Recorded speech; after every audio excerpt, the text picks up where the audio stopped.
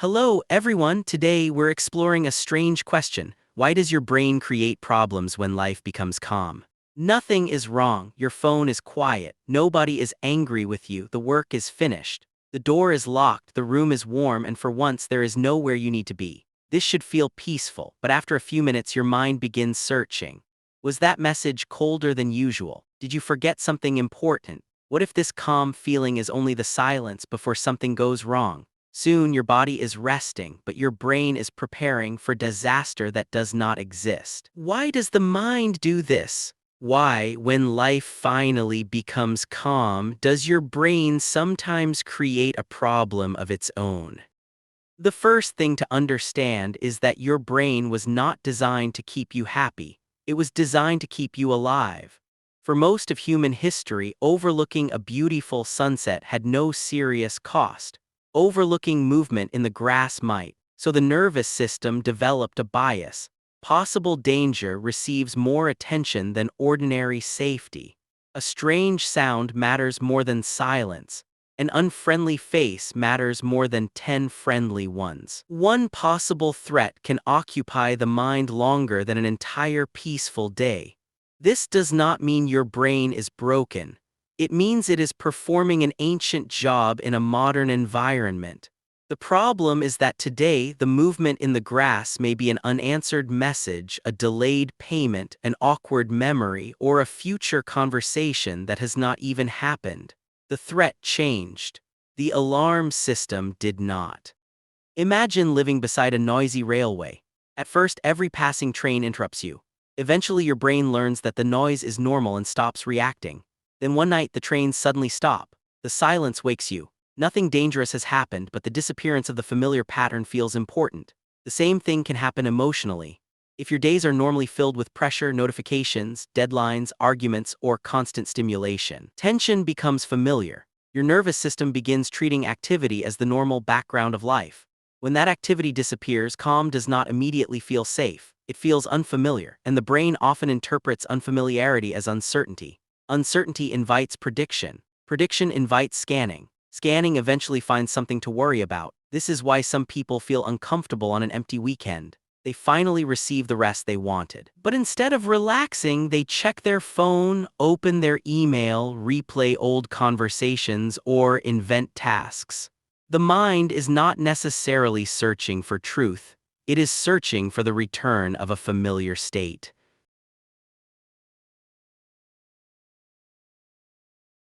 Stress is supposed to have a beginning, a response, and an ending.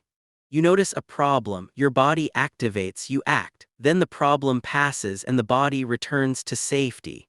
But modern stress often has no clear ending. You read a tense message but cannot respond immediately. You worry about money without solving the entire problem. You feel judged during a meeting, smile politely, and continue working. Each event may be small, but the body still prepares for action. Your muscles tighten, your breathing changes, your attention narrows, then the moment ends socially but not physically.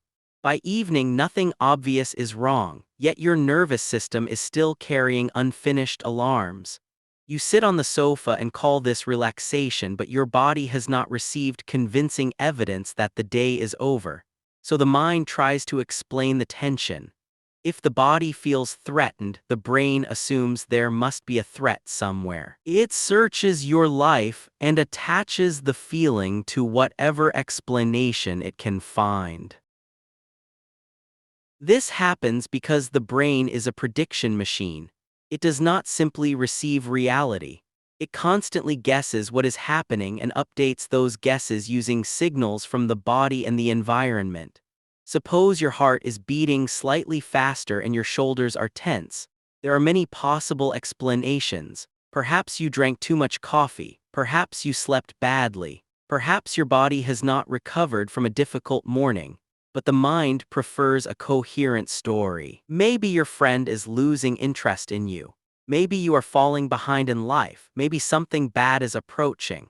The story creates an explanation for the sensation. Then the explanation produces more tension. Now the increased tension seems to confirm the story. This creates a loop. The body feels uneasy. The mind invents a danger. The imagined danger makes the body more uneasy.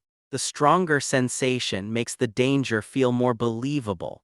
Eventually, a possibility begins to feel like evidence. You are no longer worrying because something happened. Something feels as if it happened because you are worrying.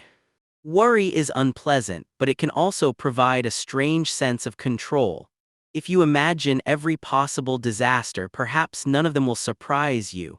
If you rehearse every conversation, perhaps you will never say the wrong thing. If you expect disappointment, perhaps disappointment will hurt less. Worry begins to feel like preparation. But most worry does not produce a useful plan. It produces the sensation of working without completing any work. The brain mistakes mental activity for protection. There can also be a second hidden reward. Worry gives empty time a purpose. Calm leaves space. Space allows unresolved emotions, uncomfortable questions, and forgotten memories to become noticeable. Creating a small problem can feel easier than sitting with a large uncertainty.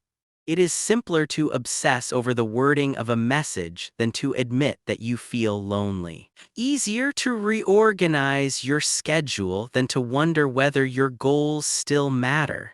The invented problem may not be the real problem. It may be the mind's way of avoiding a quieter one. Modern technology gives the threat-scanning brain an unlimited environment to search. Every time you open your phone, there might be a reward, a message, an interesting video, good news. There might also be rejection, comparison, conflict, or evidence that other people are moving ahead without you. Because the result is unpredictable, the brain keeps checking. During a calm moment, the hand reaches for the phone almost automatically. Within seconds, the mind has found something to react to. A frightening headline, someone else's achievement, a message without a reply, a number that can be measured. The calm disappears and strangely part of the nervous system feels relieved. It has a target again. This is one reason constant stimulation can feel easier than genuine rest. Stimulation gives attention somewhere to go. Peace asks attention to remain where it is. And if your brain has learned that stillness is unsafe, remaining present can initially feel more difficult than staying distracted. The first way to interrupt the cycle is to separate an alarm from a fact. A feeling of danger is real as a feeling. It is not automatically evidence of danger. When your mind begins constructing a problem, try asking 3 questions. What actually happened? What is my mind predicting? What evidence would I expect to see if that prediction were true? For example, what happened? Someone has not replied for 4 hours. What am I predicting? They are upset with me. What evidence would support that? A clear change in their behavior, an unresolved conflict, or something they directly said. Without that evidence, the prediction remains possible, but possibility is not certainty. Do not force yourself to replace it with a positive story. They definitely love me is still a guess. Use a neutral statement instead. I do not currently have enough information. Neutrality is often more believable than reassurance. The goal is not to prove that nothing bad can happen. The goal is to stop treating every internal alarm as breaking news. Reasoning helps, but anxiety is not only a thought, it is also a physical state. Sometimes the mind continues searching because the body is still signaling that action is required. Instead of immediately distracting yourself, create a clear transition from activity to safety. Stand up and slowly release the muscles you have been holding tense. Let the exhale become slightly longer than the inhale. Look around the room rather than staring at one point. Then identify several ordinary signs of safety. The floor is supporting you, the door is closed, the room temperature is comfortable, nobody is demanding an immediate response. These details may seem unimportant, but they give the nervous system current information.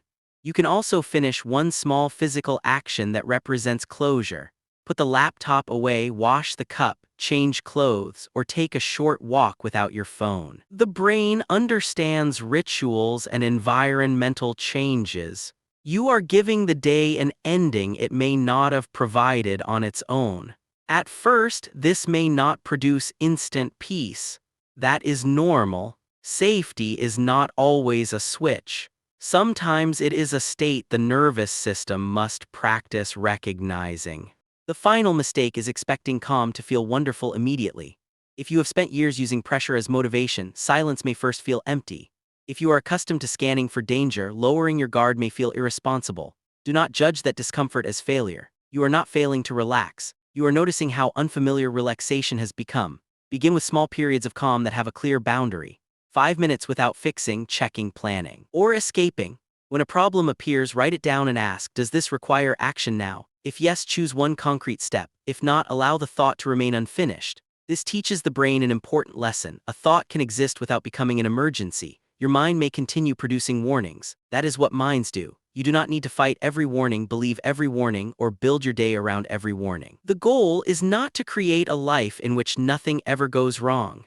It is to recognize the moments when nothing is wrong and gradually become able to remain there. Because peace is not the complete absence of alarms. Peace is knowing that an alarm can sound inside you without automatically becoming the truth. Thanks for watching, stay curious, and I'll see you in the next one.